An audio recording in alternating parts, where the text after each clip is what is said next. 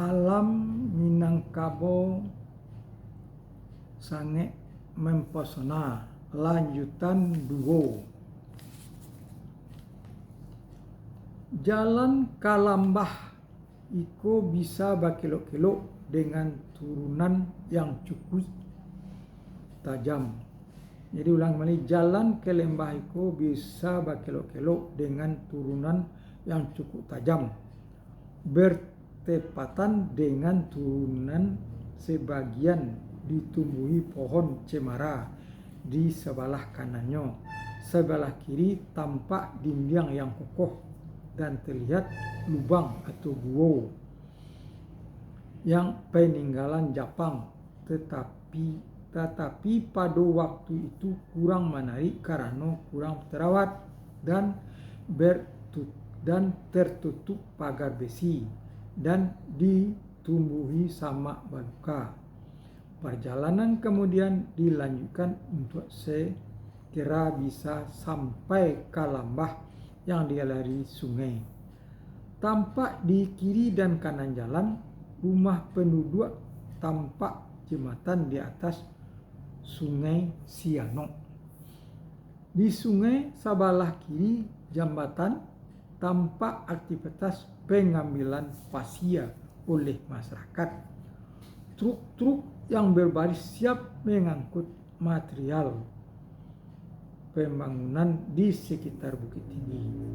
Sedang di depan jembatan tampak dinding jurang berdiri kokoh dengan ketinggiannya, sehingga jalan mulus tersebut berbelok ke kanan. Setelah melewati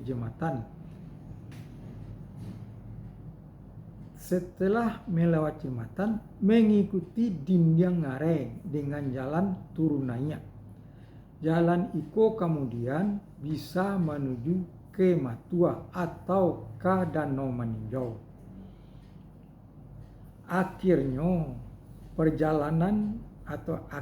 berjalan lagi melintasi jembatan menuju lembah yang cukup jauh dari turun ke areal perkemahan dengan jalan setapak bakilok dan menurun yang ditumbuhi pepohonan besar dan semak belukar.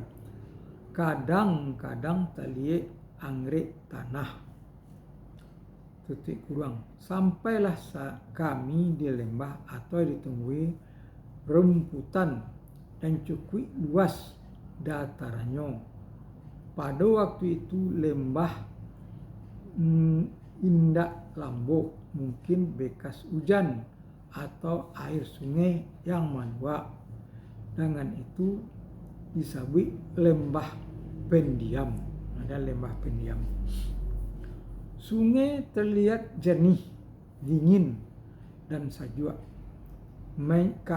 dan menyeberangi dan naik terus ke perbukitan di antara tonjolan batu dan reruntuhan dinding jurang. Disiko diperlukan kehati-hatian karena dinding ngarai ado yang rapuh dan bisa ambruk atau jatuh. Sayang indah ado papan atau pemberitahuan masuk iko berbahaya.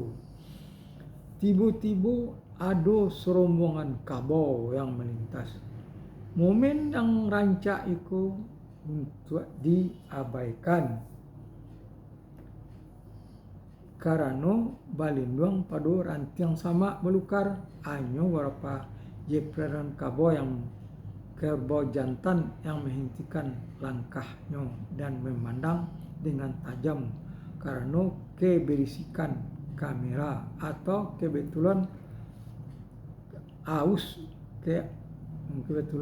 kaos yang dipakai berwarna merah bata. Bahkan mengambil keputusan cepat berlari, meloncati gundukan tanah dan menerobos sama meluka untuk kabua dan takwi biku disarang oleh kabau yang banyak di rombongan itu. Kenapa?